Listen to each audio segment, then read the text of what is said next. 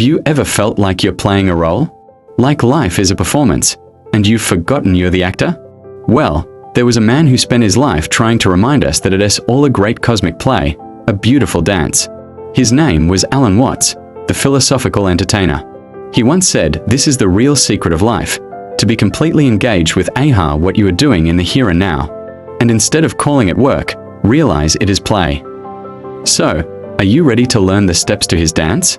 Born in a sleepy English village in 1915, young Alan was different. While other boys were kicking around a football, he was lost in the mysterious landscapes of Chinese paintings. He saw a world beyond the grey English skies, a world of misty mountains and silent monks. This wasn't just a childhood whim. He was fascinated by the Far East, a passion that would define his entire existence.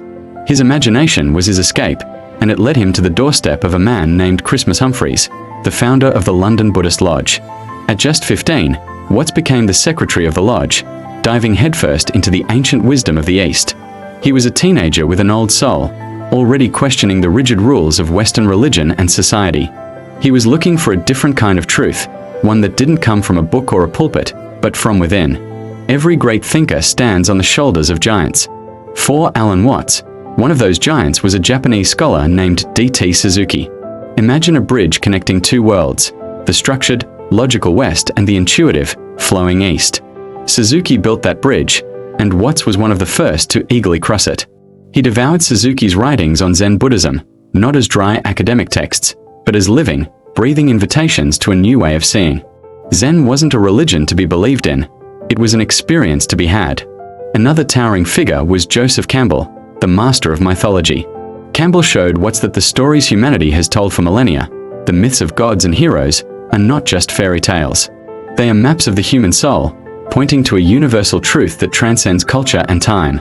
From Suzuki, Watts learned the art of letting go. From Campbell, he learned that his own life was part of a grand, mythic adventure. These influences weren't just intellectual, they were sparks that ignited a fire within him. But life, as Watts would say, is not an idea. It's a messy, beautiful, and often complicated reality. His personal life was no exception.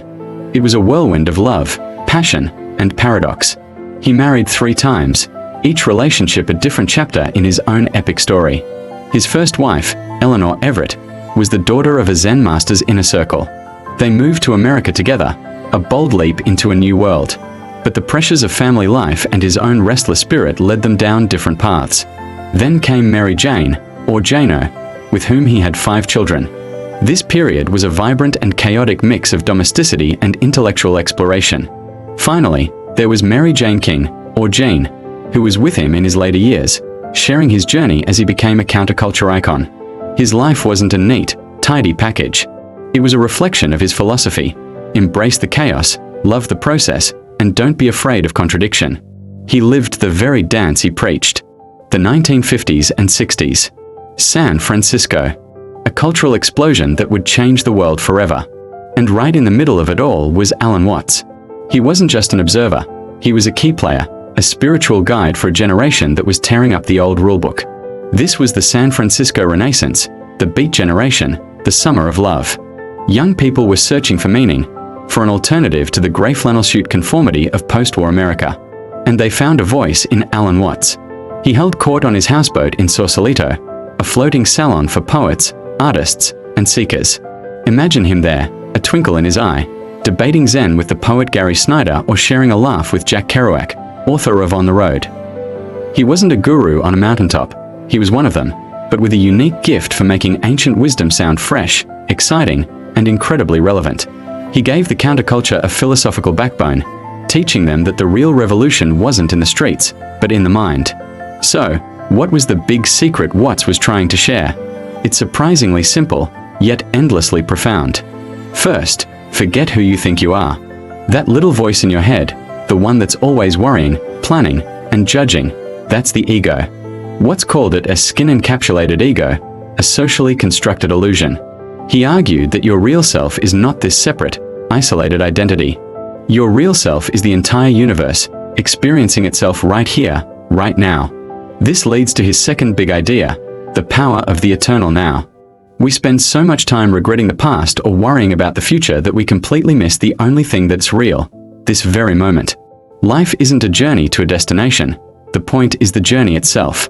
And finally, he loved to play with Zen paradoxes. To find yourself, you must lose yourself. To gain control, you must let go. By trying to be happy, you make yourself miserable. It is a kind of spiritual judo, using the mind's own momentum to trip it up and reveal a deeper reality. It's not about finding the answers. It's about learning to live comfortably with the questions. All great performances must come to an end. For Alan Watts, the curtain fell in November 1973. He died peacefully in his sleep at his cabin in the woods, a place he called Druid Heights. He was only 58, but his voice didn't fall silent. It echoed on, perhaps louder than ever. His legacy is vast. He wrote over 25 books, including the classic The Way of Zen, which became the Bible for a generation of Westerners exploring Eastern thought. But his true legacy lives in the countless recordings of his lectures. With his charming British accent, his infectious chuckle, and his incredible ability to untangle complex ideas, he reached millions. He wasn't a stuffy professor. He was a guide, a friend, a philosophical entertainer who invited you to a party where the guest of honor was the universe itself. His influence is everywhere, in mindfulness apps, in modern spirituality, in the lyrics of songs, and in the minds of anyone who has ever asked, is this all there is? So, what did we learn from this wild, wonderful, wise man? Perhaps the most important lesson is this: stop trying so hard. Stop trying to find the meaning of life. You are the meaning. The universe isn't a problem to be solved. It's a work of art to be admired. A piece of music to be listened to. A dance to be danced. Alan Watts reminded us that we are not separate from it. We are it. The purpose of the dance is the dance itself.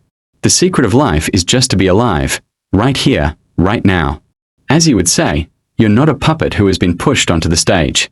You are the whole show. Thank you for watching, and don't forget to play.